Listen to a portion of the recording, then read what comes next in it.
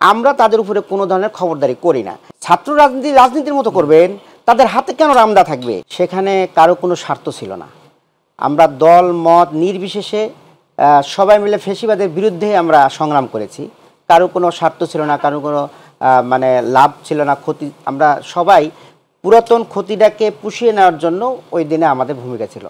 যে কারণে ছাত্রদল, ছাত্র শিবির, বৈষম্য বিরোধী ছাত্র আন্দোলন সবাই মিলে আমরা যখন ডাক দিয়েছি, জনগণ সেই ডাকে সাড়া দিয়ে ভূমিকা রেখেছে এবং ইস্পাত পাথর ঐক্য গঠন করে আমরা ফ্যাসিবাদকে সেখান থেকে হটিয়ে দিয়েছি। কিন্তু বর্তমানে যেটা হলো, এখন আমরা দেখতে পাচ্ছি যে ব্যক্তি স্বার্থের জন্য আমরা অনেকেই ছুটে যাচ্ছি।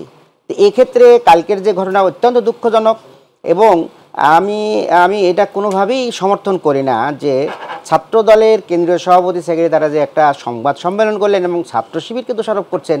আপনারা দেখেন আজকের যে দৈনিক পত্রিকাগুলো এসেছে, প্রত্যেকটা পত্রিকায় কিন্তু একদম ক্লিয়ার জানায় দিয়েছে যে কারণটা কারা করছে। আমি বলবো যে ছাত্র রাজনীতি করেন, সবাই করেন, অসুবিধা নেই, কিন্তু আপনার ছাত্র রাজনীতির মতো করবেন, তাদের হাতে কেন রামদা থাকবে, তাদের হাতে কেন হাসিয়ে থাকবে? এটা তো আসলে ছাত্রদের বৈশিষ্ট্য মানায় না। এবং ছাত্র দলের কেন্দ্রীয় সভাপতি একদিকে শিবিরকে দোষারোপ করছেন, আবারও এই মাহবুবুর রহমান মোল্লাকে কিন্তু তারা বহিষ্কার করেছে। তাহলে এই লোকটা কে, তার পরিচয়টা কি? তাহলে এক্ষেত্রে আমরা মানে জাতীয় পত্রিকা এবং মানে সবার দৃষ্টি আমরা আকর্ষণ করতে চাই যে এইভাবে না করে আমরা ছাত্র রাজনীতি করব, ছাত্রদের বৈশিষ্ট্য নিয়ে, ছাত্রদের দাবি নিয়ে, ছাত্রদের সমস্যা নিয়ে আমরা কথা বলবো। তাহলে এখানে তো কোনো মারামারি হওয়ার কথা না। আমরা মানুষের ভুলভ্রান্তি থাকবে, ভুল বুঝাবুঝি হবে, কিন্তু সেখানে তো এইভাবে মারাত্মক অস্ত্র নিয়ে, জীবন হানিকর মানে অস্ত্র নিয়ে কেন আমরা ক্যাম্পাসে ঢুকবো? এটা আসলে মানে কোনোভাবেই কাম্য নয়। ডক্টর হেলাল, আমি একটু আপনাকে থামাই। আপনি এই ঘটনার সাথে শিবিরের সম্পৃক্ততা স্বীকার করছেন না কিংবা অস্বীকার করছেন, আপনারা কি এটা রাজনৈতিকভাবে বলার জন্য বলছেন, নাকি আপনাদের সেন্ট্রালের পক্ষ থেকেও অথবা ছাত্র শিবিরের পক্ষ থেকে কোনো কমিটি গঠন করা হয়েছিল, সেখানে কি নির্মোহভাবে আপনাদের সেই প্রতিবেদনটা পেয়েছেন? দেখেন, নাকি বিশ্বাসের জায়গা থেকে বলছেন যে ছাত্র শিবিরটা করতে পারে? আমি আপনাকে বলি যে আমি নিজে ছাত্র শিবির করে এসেছি।